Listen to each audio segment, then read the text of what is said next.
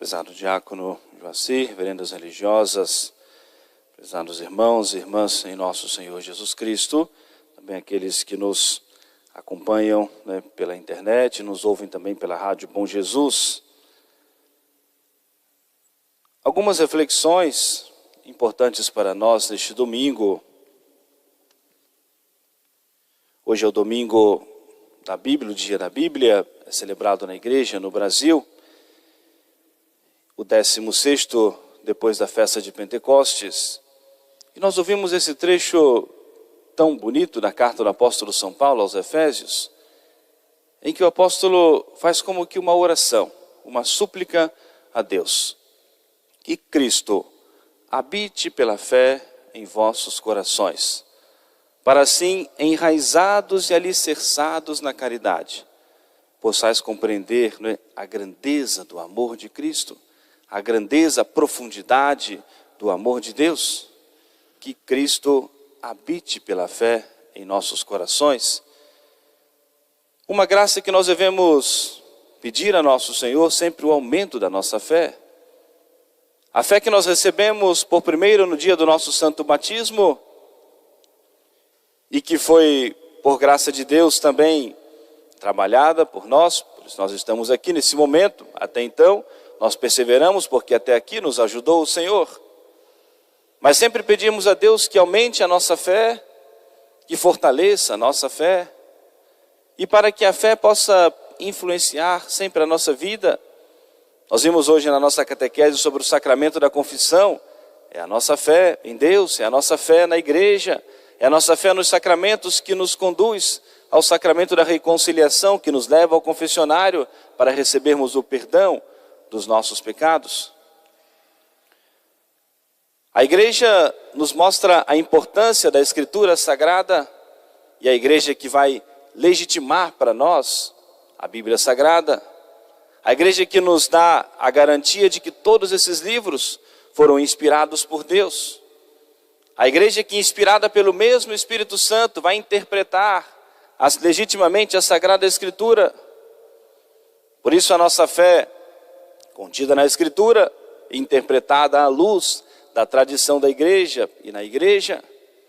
E a igreja que vai orientar a nossa fé para a Escritura, como nós devemos interpretar e entender cada passagem da Escritura.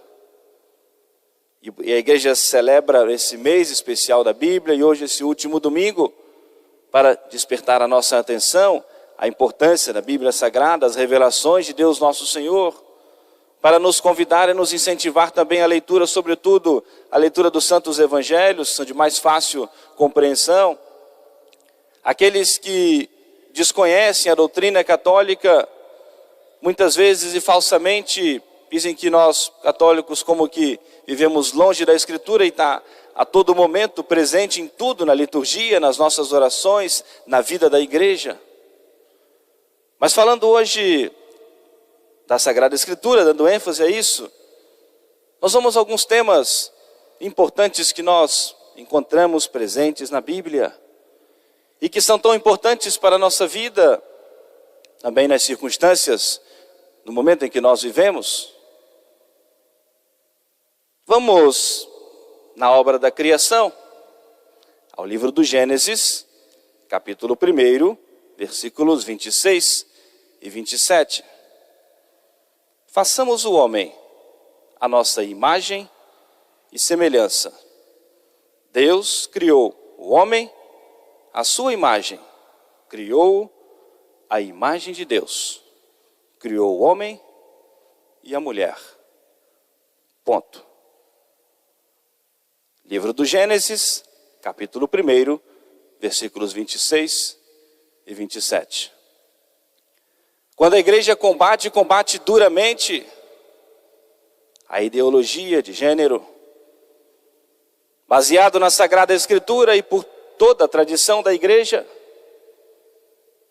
porque assim foi revelado e assim foi criado por Deus. Confirmando o que nos diz a Escritura, vamos às palavras do Santo Padre, o Papa Francisco, na encíclica Amoris Laetitia, parágrafo 56, assim nos disse o Santo Padre: Outro desafio surge de várias formas de uma ideologia que nega a diferença e a reciprocidade natural do homem e da mulher, que prevê uma sociedade sem diferenças de sexo e esvazia a base antropológica da família. Nos alerta o Santo Padre: não caiamos no pecado de pretender substituir-nos ao Criador. Acabamos de ouvir o livro do Gênesis. Somos criaturas, não somos onipotentes. A criação precede-nos e deve ser recebida como um dom. Ao mesmo tempo, somos chamados a guardar a nossa humanidade. E isto significa, antes de tudo, aceitá-la e respeitá-la como ela foi criada por Deus. Palavras do Santo Padre, o Papa Francisco, na encíclica Amoris Laetitia, parágrafo 56. Deus nosso Senhor criou o homem e a mulher, deu a eles o direito de participarem do seu poder criador. Formou a família, constituída por Deus, e que mais à frente, mais tarde, nosso Senhor vai elevar aquilo que era um direito natural à dignidade de sacramento, e mostrando o seu amor e a sua predileção pela família. Hoje é o dia da Bíblia, vamos à Sagrada Escritura, livro do Gênesis. Por isso o homem deixará o seu pai e a sua mãe, para se unir à sua mulher, e já não são mais que uma só carne. Deus nosso Senhor instituiu a família. Por isso qualquer doutrina contrária a isso é contrária ao próprio Deus. Nosso Senhor escolheu uma festa de casamento, uma festa de família, para, antecipando a hora dos seus milagres, realizar o seu primeiro milagre nas bodas de Caná. E aquilo que querem colocar no coração das nossas crianças, dos nossos jovens, no conceito da sociedade, é a destruição da família.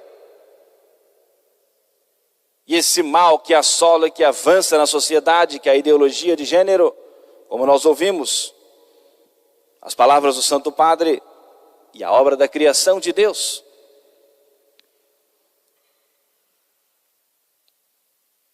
Enquanto católicos, nós devemos sempre defender a vida como um dom de Deus.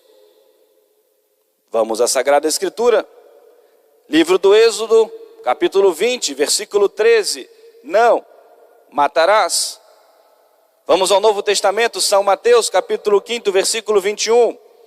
Ouvistes o que foi dito aos antigos: não matarás, mas quem matar será castigado pelo juízo do tribunal. A vida, desde o primeiro instante da concepção no ventre materno. Salmo 138, versículo 13. Tu modelaste as entranhas do meu ser e formaste-me no seio de minha mãe. As palavras da Escritura, mostrando pela Escritura a vida no seio materno. E ao mesmo tempo a ordem de Deus: não matarás. E aquele que assim fizer será julgado por Deus. O quanto nós já ouvimos palavras duras de nosso Senhor em defesa da inocência das crianças. E de maneira muito firme, muito dura, nosso Senhor disse: aqueles que profanarem as crianças, escandalizarem as crianças, melhor seria amarrar uma pedra de moinho ao pescoço e ser lançado no fundo do mar. Ai daqueles por quem vier os escândalos. Infelizmente acontecerão, mas ai daqueles por quem vier os escândalos. E poderíamos pegar a Sagrada Escritura e apresentar os temas aí importantes da nossa fé. Para aquilo que nós ouvimos o apóstolo São Paulo na carta de hoje: que Cristo habite pela fé em vossos corações, que crie raízes profundas para influenciar as nossas ações. E a revelação dada por Deus na Sagrada Escritura é interpretada pela igreja, que a igreja assim nos apresenta. Vamos um pouquinho mais um outro tema. Nosso Senhor mandou que os apóstolos fossem pelo mundo inteiro, pregar o evangelho a todos os povos. São Marcos 16, 15. Ide por todo o mundo e pregai o evangelho a toda criatura. E para que a igreja possa viver essa missão deixada por nosso Senhor, ela precisa de liberdade. Liberdade para exercer o seu culto, liberdade para pregar o evangelho, liberdade para conduzir o seu povo, pastorear devidamente o seu rebanho para o céu, para Deus. De acordo com a doutrina católica, os princípios católicos, a igreja precisa dessa liberdade. São Paulo aos Gálatas, capítulo 5, versículo 1. Foi para a liberdade que Cristo nos libertou. Portanto, permaneçam firmes e não se deixem submeter novamente a um jugo de escravidão. Quando começa a vida da igreja no tempo do Império Romano, e a igreja às escondidas nas catacumbas romanas porque não tinha liberdade de publicamente professar a sua fé. E quando no ano 313, o imperador Constantino, através do Edito de Milão, deu às religiões, à igreja e tantas outras, a liberdade de culto, aí a igreja pôde mais claramente viver essa missão de nosso Senhor, ide pelo mundo inteiro pregar o evangelho a todos os povos, para que todos creiam, para que todos sejam batizados, para que todos se salvem. É a missão da igreja. E a igreja não pode ser cerceada na sua liberdade de pregar, de anunciar o evangelho. Não pode ser impedida de viver o mandamento de nosso Senhor: amai-vos uns aos outros como eu vos amei. Nós estamos presenciando congregações religiosas que se dedicam à caridade sendo expulsas de alguns países próximos a nós. Se alguém entende que as religiosas, por exemplo, da congregação da Madre Teresa de Calcutá, que foram expulsas agora da Nicarágua, são um atentado ao governo, à autoridade, aquelas que têm a missão de cuidar dos mais pobres dos pobres, então é o fim. Estão vivendo, cuidando daqueles que deveriam cuidar não cuidam. E é a missão da congregação. Vivem a pobreza e se dedicam à causa dos pobres, aos mais pobres dos pobres, para fazer a caridade, para levá-los ao amor de Deus, para levá-los ao caminho da fé, mas sobretudo para estar junto daqueles que passam necessidade. A igreja precisa de liberdade para viver e para propagar a sua fé católica. A nossa fé baseia-se na Sagrada Escritura, interpretada à luz da tradição da igreja. Por isso não pode nos faltar sempre o catecismo da igreja, que com toda a tradição da igreja, inspirada pelo Espírito Santo, nos orienta com segurança. Vamos ao que nos diz o catecismo da igreja sobre alguns pontos também importantes, baseados na Sagrada Escritura. Existem alguns pecados que bradam aos céus, que atraem os castigos de Deus sobre a terra. Catecismo da Igreja Católica, parágrafo 1867, 1868, 1869. A tradição catequética lembra também que existem pecados que bradam ao céu. Bradam ao céu o sangue do inocente Abel. Bradam aos céus a morte dos inocentes. As crianças maldosamente abortadas, o sangue dos inocentes, atraem os castigos de Deus sobre a humanidade. Bradam aos céus o pecado dos sodomitas. Vamos à Escritura Sagrada. Deus mandou destruir, que os anjos fossem lá destruíssem as duas cidades de Sodoma e Gomorra, pelos pecados do homossexualismo, e que corrompeu moralmente aquelas duas cidades. E Deus mandou que caísse fogo do céu e destruísse as duas cidades. Pecados que bradam aos céus, podem conferir no catecismo. o clamor do povo oprimido no Egito, a opressão dos pobres. E esse clamor do povo oprimido no Egito era o povo judeu, que não tinha liberdade para exercer o seu culto, estava numa terra pagã, governantes pagãos, e que não tinham a liberdade de oferecer o sacrifício a Deus. Basta nós olharmos a história do povo de Deus. Deus suscitou Moisés para libertar o povo da escravidão do Egito, para que pudessem livremente cultuar ao Deus único e verdadeiro, para que pudessem livremente viver a sua fé, e não tinham essa liberdade, escravos no Egito. Pecados que bradam aos céus, o cerceamento também da liberdade da igreja, da liberdade dos cristãos de cultuar a Deus, de professar a sua fé. A queixa do estrangeiro, da viúva e do órfão, a injustiça contra o assalariado, a injustiça social. E uma das grandes causas da injustiça social é a corrupção. Pecados que bradam aos céus e que atraem os castigos de Deus sobre a humanidade. É o que nos diz o catecismo. Vamos ao parágrafo 1868. O pecado é um ato pessoal. Muita atenção nisso. Além disso, temos responsabilidade nos pecados cometidos por outros, quando nele cooperamos. Vários pontos. Participando neles direta e voluntariamente. Mandando, aconselhando, louvando ou aprovando esses pecados. Não os revelando ou não os impedindo, quando a isso somos obrigados. Protegendo os que fazem o mal. Quem tiver alguma dúvida, não são minhas palavras, aquilo que nos diz o catecismo da igreja. Assim, o pecado torna os homens cúmplices uns dos outros, faz reinar entre eles a concupiscência, a violência e a injustiça. Os pecados provocam situações sociais e instituições contrárias à bondade divina.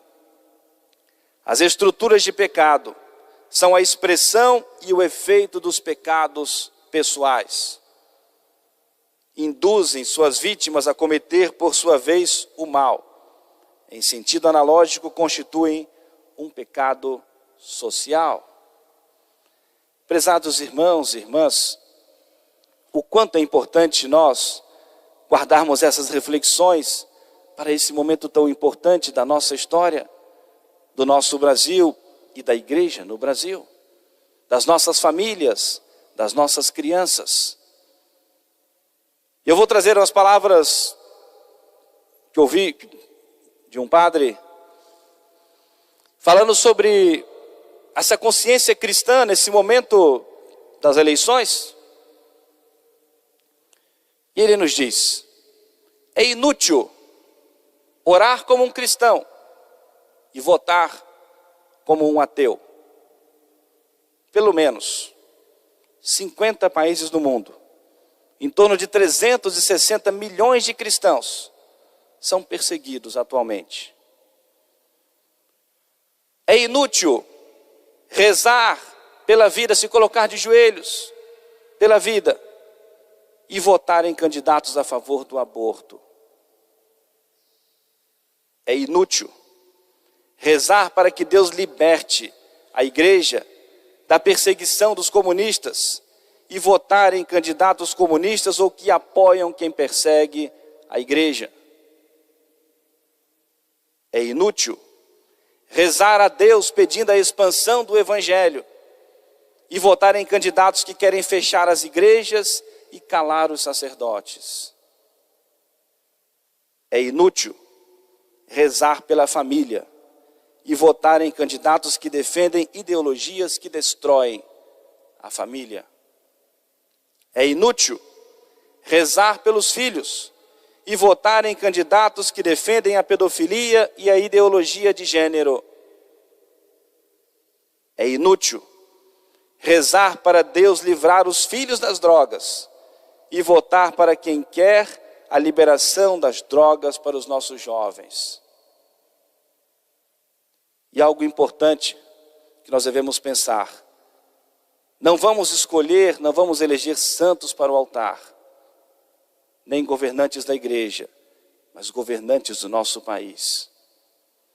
Por isso os critérios, aqueles que defendem os princípios que nós também cremos, é importante nós termos essa consciência, avaliemos se os princípios que eles defendem ou condenam condizem com a nossa fé, para que Cristo habite pela fé em nossos corações. O nosso voto é um, mas somos responsáveis por ele. Jamais podemos pensar: não é o meu que vai influenciar, você só é responsável pelo seu. E por quem você, na sua missão de propagar o Evangelho, também tiver alguma influência. Mas a responsabilidade diante de Deus pelo seu voto. Consciente de tudo isso, de acordo com os nossos princípios cristãos católicos, que devemos fazer a nossa escolha. Rezar, de joelhos suplicar a Deus nosso Senhor, mas vivermos em todas as decisões da nossa vida a nossa santa fé católica. Eu gostaria de concluir com a oração da colecta da Santa Missa de hoje, do 16º domingo, depois de Pentecostes, que a igreja reza conosco, reza por nós ao Senhor, para tranquilizar o nosso espírito, nos dar a serenidade e a paz. Oremos que a vossa graça, Senhor, nos previna e acompanhe sempre, e nos traga solícitos na prática do bem. Por Jesus Cristo, nosso Senhor. Amém. Louvado seja nosso Senhor Jesus Cristo. Para sempre seja louvado. Fiquemos todos de pé para juntos cantarmos a nossa profissão de fé.